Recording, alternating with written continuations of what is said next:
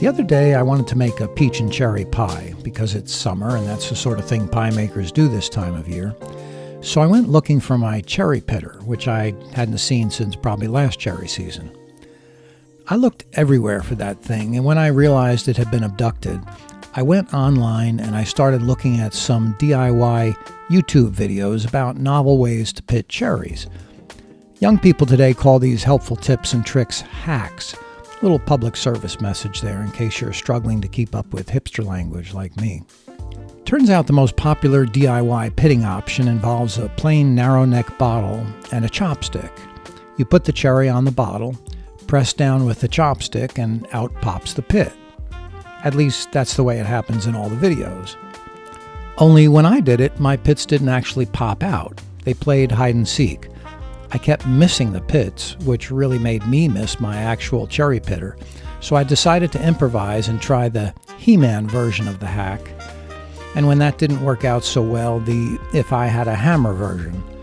By the time I got all the pits out, a lot of my cherries looked like roadkill. In the end, what worked best for me was first making a tiny slit in the bottom of the cherry and then poking out the pit.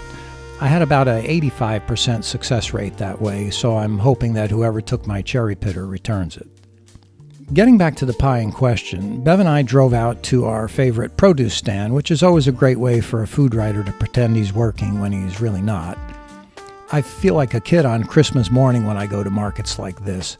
I spaz out on all the gorgeous fruit and veggies, and I load up my basket like I just won the lottery and have nothing else to do for the entire next week except putter in the kitchen.